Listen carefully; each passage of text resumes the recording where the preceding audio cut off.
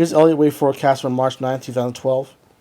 A couple days ago, I called it for a fourth wave bottom, and looks like it appears that we've got it. And it occurred on a gap down. I said we've got a fourth wave all in one shot, and we got it all in one shot. We had a big down day, which bottom and fourth wave with all the bottom readings in place.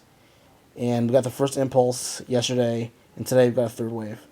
So this would be wave 1, wave 2, and wave 3.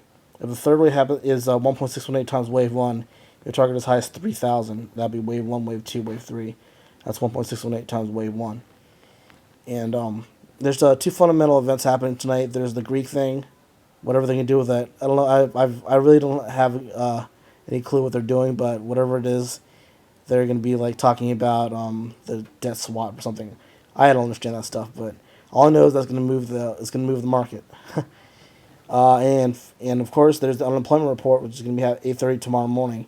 So those are two potentially big market moving events. So this could be 1, 2, 3. If we gap up into 3, if Nasdaq got target would be 3,000. For NDX, NDX got right up to broke 0.786 at 2632 of the drop from 2650 to 2577, and closed above 2632, which is again 0.786. Full upper 3 would be as high as 2660 if this is wave 1, wave 2, wave 3. So there still could be about 25 to 30 points of upside left. And again, the two events. Don't diss me if I don't understand what this this debt faults. I don't understand the debt swap stuff. I don't know.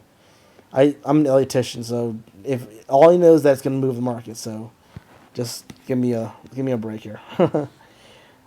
I don't want to sound stupid. I don't understand exactly what's going on, but I know that there's like some kind of explanation for they're trying to fix the debt of Greece. Anyway, yeah, if you saw my chart today, I said there was a cup and handle bottom in the Athens index, and it looks pretty clear cut. It looks like a fifth wave, cup and handle bottom. And if you want to see that chart, it's at elliottwave.info. It's the last post I posted on elliottwave.info.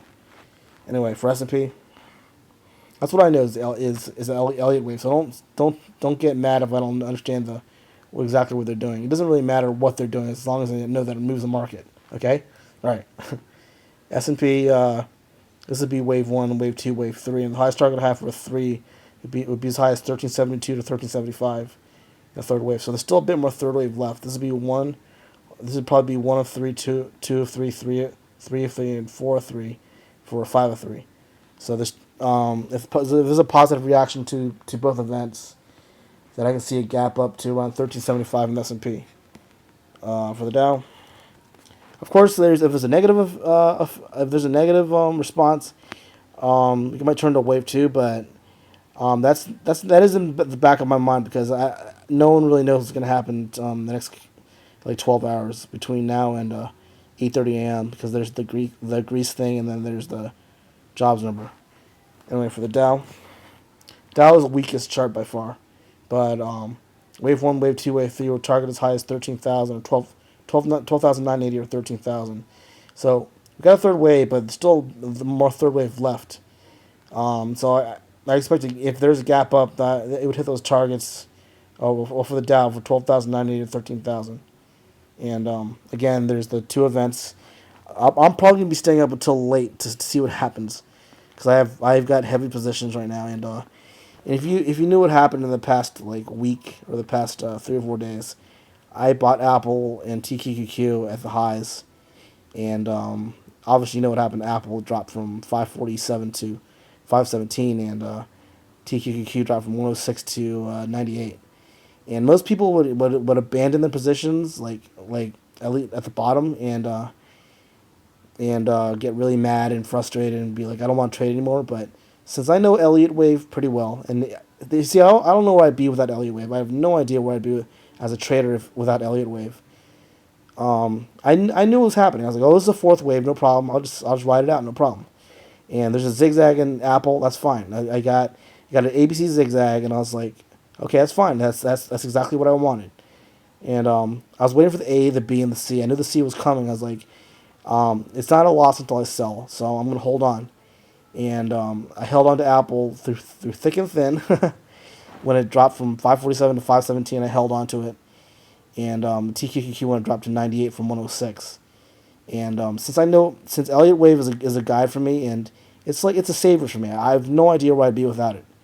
Because when a trade goes bad, usually people would abandon and like panic and just be like, "Oh no, I'm scared."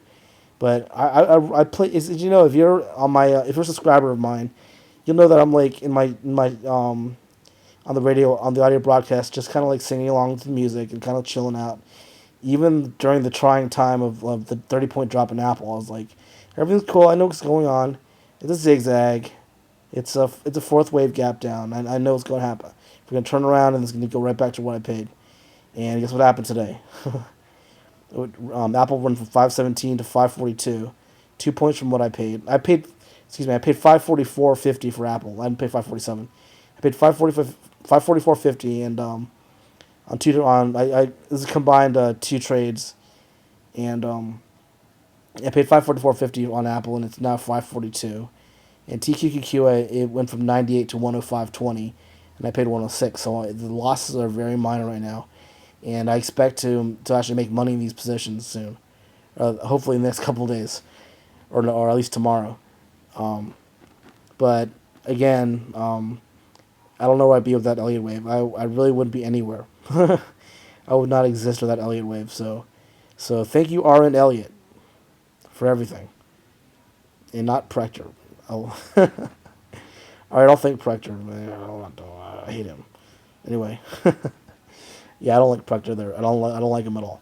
But he rediscovered Elliott wave. We brought it out to the public, and he had the book, and I read it, and he didn't invent the Elliott wave. It's Arn Elliott. He just brought out the information so people can read it in a clear cut, in a basic, in a simple way to read it. I mean, Elliott principle was the savior for my life, and I don't know where I'd be without it.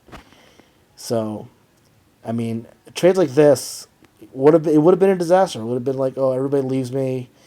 I lost bunch of money. I'm gonna cry. I'm gonna hide and go away for a while. But no, I said this is gonna be a zigzag. It's a fourth wave.